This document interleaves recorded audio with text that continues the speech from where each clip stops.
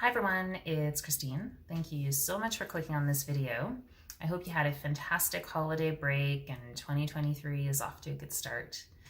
So new year, new video, and I'm kicking this year off by talking about one of my favorite topics. I'm going to be talking about work culture.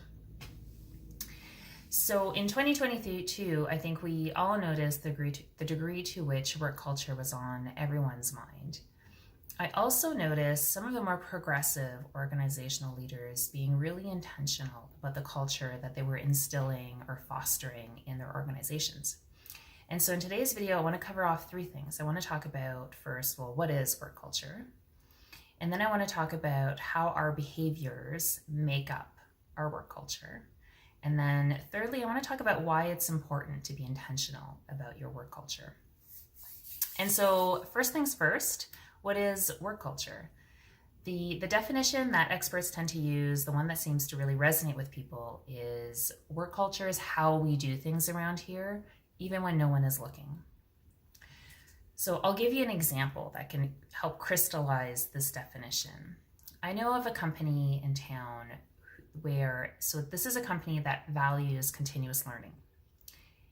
And so they're staffed with employees who routinely come together to problem solve, brainstorm, collaborate, they share resources, or even they just geek out on things that they're really into. This is an organization with psychological safety, and so employees feel comfortable coming to the table with their issues, their concerns, their questions, their ideas. It's also a flat hierarchy. And so between the flat hierarchy, the psychological safety, this is an organization where folks come to the table with their hard questions. And those hard questions can be directed to a junior employee or to a member of the C-suite alike.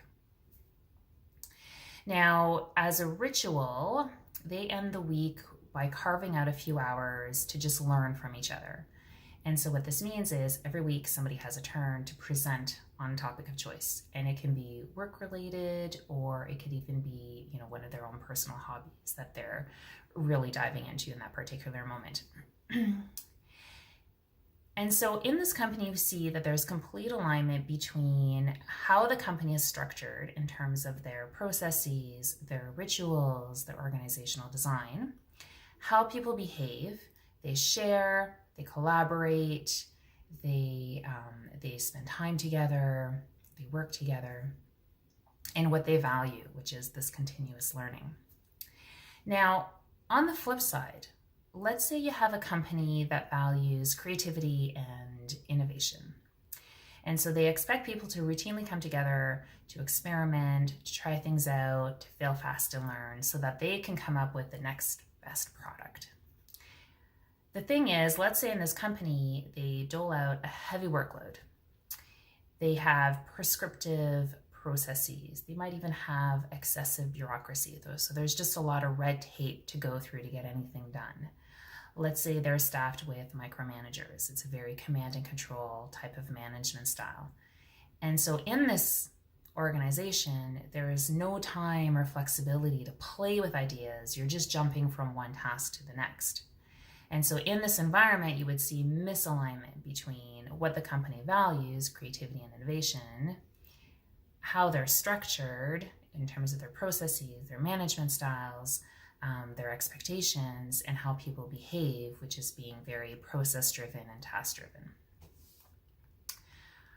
So let's dig into this a little bit more. I said earlier that our behaviors make up our work culture, and so what do I mean by that? Here, the most useful definition I've come across is from Siobhan McHale, who in 2020 published the book, The Insider's Guide to Culture Change. It's a fantastic read. I'll mention it in the blog post that you can look it up. I highly recommend it. So McHale explains that our behaviors are made up of three parts. So first, we have our mental models.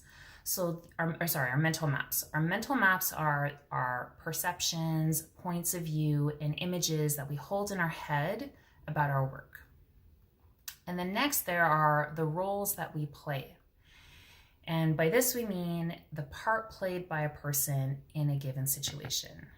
Okay, so this is a bit vague. What exactly does that mean? So Mikhail offers as an example, which is super useful. So think of the average parent. The average parent plays a number of roles by the time lunch hour hits.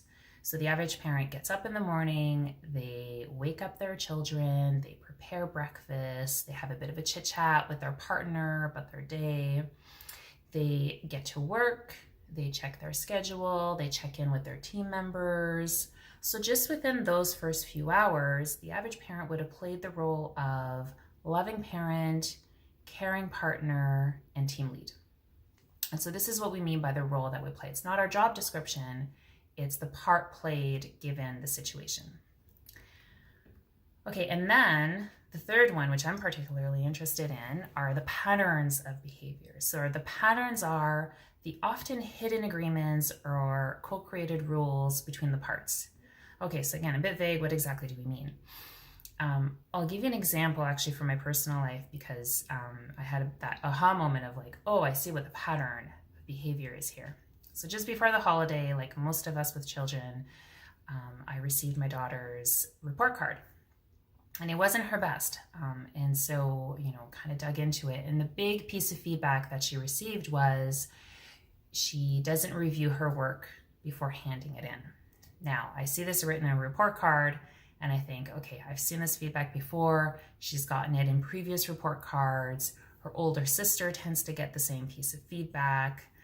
So have a conversation with my daughter about it, circle back to the teacher, have a conversation with the teacher.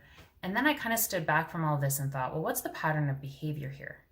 And the pattern is the teacher and I look at her and think, you're a smart, high potential kid.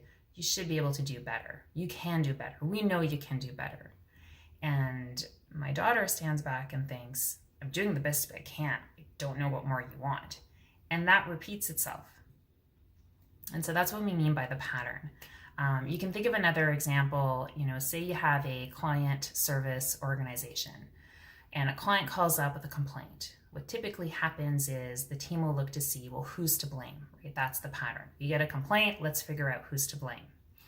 And what you would want as a pattern of behavior instead is client calls with a complaint, the team comes together to figure out what's the solution to avoid that scenario coming up again. Now, Mikhail offers a very useful analogy to kind of, picture this in our brains. If you think of a spider web, the individual threads of that spider web are the behaviors. The web itself is the pattern. So what I said earlier, why does all of this matter and what do I mean by we need to be intentional about our work culture? I came across a quote probably about a month or so ago reading about culture that said, when it comes to culture, you either manage it or it manages you. And I thought that's so right. Let's say you have a spectrum of health. And on one end of the spectrum, you have a very positive work culture. And so in a positive work culture, you have strong leadership with vision and good direction and a strategic outlook. You also have good communication with appropriate levels of candor and transparency. In a positive environment, you have respect for, employees respect one another, leaders respect their employees. There's respect. And there's also psychological safety. And so employees feel comfortable coming forward with their ideas and their concerns and their questions. So that's a positive work culture. Middle of the spectrum are your work cultures that are kind of annoying, frustrating. They're not super bad and they're not great either. And so in that middle ground, you probably have things like risk aversion.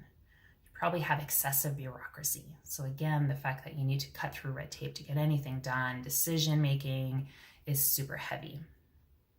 You might have some insularity, and so your leaderships aren't paying attention to what's happening, and so your competitors are just blowing by you and taking huge chunks out of your market. You may even have an impersonal feel. So maybe people come to work, they check in, they check out, nobody really gets to know each other, which means you don't get the opportunity to foster any kind of trust.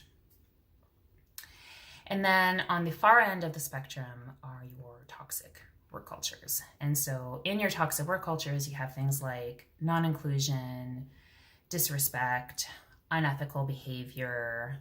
You might even have some cutthroat attitudes and some abusive behaviors. Now, where you land on this spectrum is not static. It's not a one and done. Your work culture may be positive today. It doesn't mean it would always be positive. And this is why we need to be intentional and we need to continuously care for our work cultures. There are just too many variables at play, and the extent to which or the ways in which you and your teams navigate those variables will affect the health of your work culture. And so as a leader, what this means is you have to have clarity on what you value, what your desired behaviors are so that you can exhibit those values, and then how you're structured to support those desired behaviors. And you have to work on it pretty much every day. And so that's my video for this week. I hope it was helpful. I really look forward to your thoughts and your feedback to this video. That's probably my favorite part about posting. Between now and the next video, I hope you get to enjoy some of this great winter weather. We finally have snow, and yeah, take care, and we'll talk soon.